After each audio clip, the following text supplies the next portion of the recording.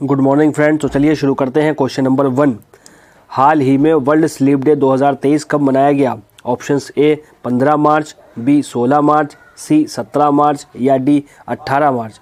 आपका सही जवाब हो जाएगा ऑप्शन सी 17 मार्च को। अब जान लेते हैं इसके बारे में कुछ important point. World sleep day हर साल मार्च महीने के तीसरे शुक्रवार को मनाया जाता है। इसी कारण हर साल ये अलग अलग तारीखों पर मार्च महीने में पड़ता है। इस साल वर्ल्ड स्लीप डे 17 मार्च को मनाया गया है। हर साल विश्व स्लीप डे पर एक अनूठी थीम के साथ ये दिन को मनाया जाता है। इस साल की थीम क्या है? इस साल की थीम है sleep is essential for health है। वर्ल्ड स्लीप सोसाइटी 2018 में गठित की गई थी और world association of sleep medicine के सहयोग से वर्ल्ड स्लीप डे की शुरुआत हुई।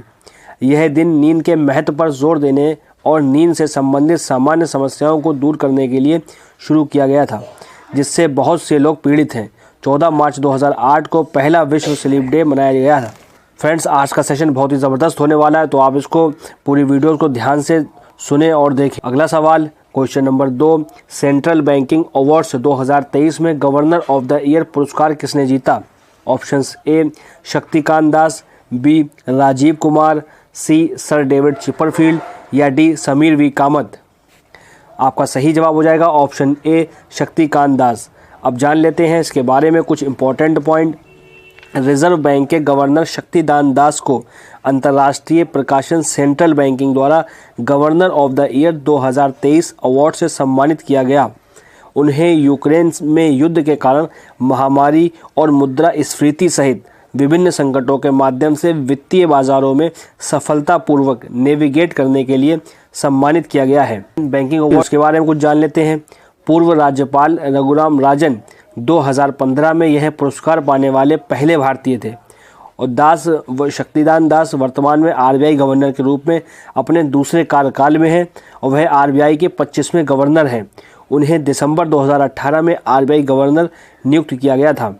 अगला सवाल, क्वेश्चन नंबर 3, गियानी इन्फेंटिनो को 2027 तक के लिए किसके अध्यक्ष के रूप में फिर से चुना गया है? ऑप्शंस ए फीफा, बी विश्व बैंक, सी IMF या डी WHO। आपका सही जवाब हो जाएगा ऑप्शंस ए फीफा के लिए। अब जान लेते हैं इसके बारे में कुछ इंपॉर्टेंट पॉइंट। जियानी इन्फेंटिनो को 2027 तक फीफा अध्यक्ष के रूप में फिर से चुना गया है। यह निर्णय 211 सदस्य महासंघों की कांग्रेस द्वारा किया गया था।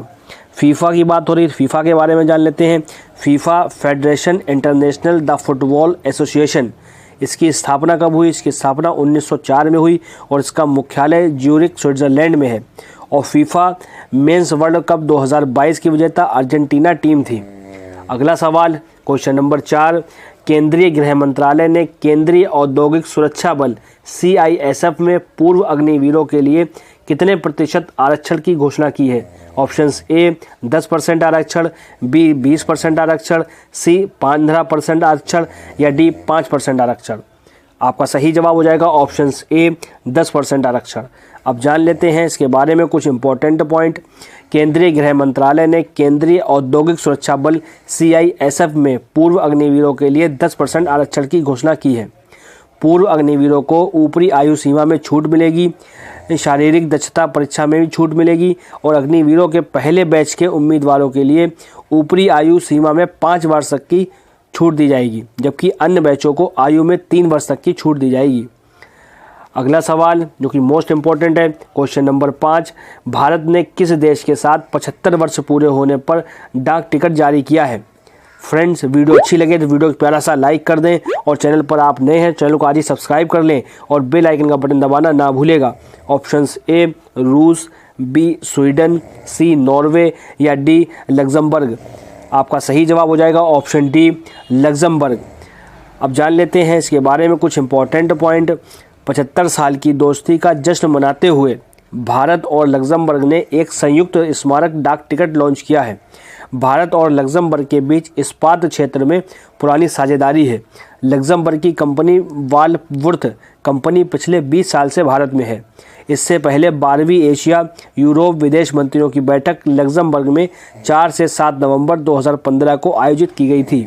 अगला सवाल, क्वेश्चन नंबर 6, राष्ट्रपति द्रौपदी मुर्मू ने किसे प्रेसिडेंट्स कलर प्रदान किया है? Options A INS Dronacharya, B INS Vikrant, C INS Sindhugiri या डी इनमें से कोई नहीं।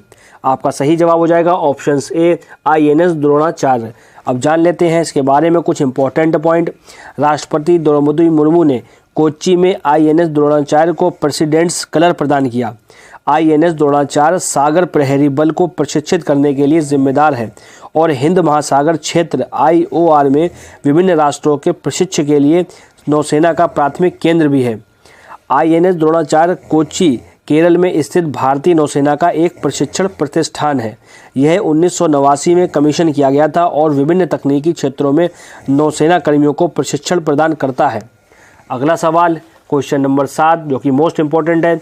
हाल ही में वायकॉम 18 ने किसे अपना ब्रांड एम्बेसडर नियुक्त किया है? Options A Pankaj Tripathi, B Saurabh Ganguly, C Shahrukh Khan या डी MS धोनी। आपका सही जवाब हो जाएगा ऑप्शंस डी MS धोनी। अब जान लेते हैं इसके बारे में कुछ इंपॉर्टेंट पॉइंट। वायकॉम 18 ने MS धोनी को अपने ब्रांड एम्बेसडर के रूप में नियुक्त किया है ताकि डिजिटल स्पोर्ट्स देखने को प्रोत्साहित किया जा सके। धोनी वायकॉम 18 के साथ मिलकर फैंस को डिजिटल प्लेटफॉर्म पर अपने पसंदीदा खेल देखने के लिए प्रोत्साहित करेंगे। अब वायकॉम की बात हो रही तो वायकॉम 18 के बारे में जान लेते हैं। वायकॉम 18 की स्थापना नवंबर 2007 में हुई और वायकॉम 18 का मुख्यालय मुंबई में है और वायकॉम 18 के CEO ज्योति S देशपांडे हैं। अगला सवाल क्वेश्चन नंबर 8, यह भी मोस्ट इम्पोर्टेंट क्वेश्चन है। स्काई ट्रैक्स द्वारा जारी दुनिया के टॉप एयरपोर्ट्स की लिस्ट में कौन सा एयरपोर्ट टॉप पर रहा है? Options A Munich airport, B Singapore Changi airport या C Indira Gandhi international airport या डी ज्यूरिख एयरपोर्ट। आपका सही जवाब हो जाएगा options B Singapore Changi airport. अब जान लेते हैं इसके बारे में कुछ important point. British consultancy Skytrax ने हाल ही में दुनिया के 100 सर्वश्रेष्ठ एयरपोर्ट की लिस्ट जारी की है। 2023 की इस लिस्ट में सिंगापुर के चांगी एयरपोर्ट को पहला स्थान दिया गया है। चांगी एयरपोर्ट को 12वीं बार विश्व के सर्वश्रेष्ठ हवाई अड्डे का खिताब मिला है। फ्रेंड्स, ये पॉइंट आपको ध्यान रखना है। दोहा का हमद अंतर्राष्ट्रीय हवाई अड्डा जो 2021 और 2022 world airport of the year का अवार्ड जीता था, इस वर्ष दूसरे स्थान पर रहा है। दिल्ली के इंदिरा गांधी अंतर्राष्ट्रीय हवाई अड्डे को भारत और दक्षिण एशिया में सर्वश्रेष्ठ हवाई अड्डे का पुरस्कार मिला है। अगला सवाल क्वेश्चन नंबर 9, 2022 के सरस्वती सम्मान के लिए किसे चुना गया है? ऑप्शंस ए शिवशंकरी, बी ज्ञान शंकर, सी क्षमा शर्मा या डी इनमें से कोई नहीं। आपका सही जवाब हो जाएगा ऑप्शंस ए शिवशंकरी। अब जान लेते हैं इसके बारे में कुछ इंपॉर्टेंट पॉइंट। तमिल लेखक शिवशंकरी को उनकी पुस्तक सूर्यवंशम के लिए सरस्वती सम्मान 2022 के लिए चुना गया है। यह तमिल भाषा में लिखित संस्मरणों की एक पुस्तक है और 2019 में प्रकाशित हुई थी। 1991 में के बिरला फाउंडेशन द्वारा स्थापित सरस्वती सम्मान को देश में सबसे प्रतिष्ठित और सर्वोच्च साहित्य पुरस्कार के रूप में मान्यता दी जाती है। इसमें 15 लाख रुपए की पुरस्कार राशि, एक प्रशस्ति पत्र और एक पट्टिका शामिल है। अगला सवाल क्वेश्चन नंबर 10, हाल ही में किस राज्य की विधानसभा में फूलदेई पर्व मनाया गया है? Options A Uttar Pradesh, B Madhya Pradesh, C Uttarakhand या डी जम्मू कश्मीर। आपका सही जवाब हो जाएगा ऑप्शन सी उत्तराखंड। अब जान लेते हैं इसके बारे में कुछ इंपॉर्टेंट पॉइंट। 15 मार्च 2023 को उत्तराखंड विधानसभा भवन में फूलदेई उत्सव मनाया गया। उत्तराखंड के फसल उत्सव के रूप में जाना जाने वाला फूलदेई एक शुभ लोक त्यौहार है जो राज्य में वसंत ऋतु का स्वागत करता है। यह त्यौहार हिंदू महीने चैत्र के पहले दिन मनाया जाता है। उत्तराखंड की बात हो रही तो उत्तराखंड के बारे में जान लेते हैं। उत्तराखंड की राजधानी देहरादून विंटर है और गैरसैंण समर में है। उत्तराखंड के राज्यपाल गुरमीत सिंह हैं और उत्तराखंड के मुख्यमंत्री पुष्कर सिंह धामी हैं। फ्रेंड्स, आशा करता हूं कि आपको हमारी ये वीडियो पसंद आई होगी। अगर आपको हमारी ये वीडियो पसंद आई हो तो आप इसको एक प्यारा सा लाइक कर दें और चैनल पर नए हैं चैनल को आज ही सब्सक्राइब कर लें ताकि आपको ऐसे ही मोस्ट इंपॉर्टेंट करंट अफेयर्स की वीडियोस मिलती रहें और अपने फ्रेंड्स एंड फैमिली में वीडियो को शेयर भी करें। तो चलिए फ्रेंड्स, मिलते हैं नेक्स्ट वीडियो में। जय हिंद, जय भारत।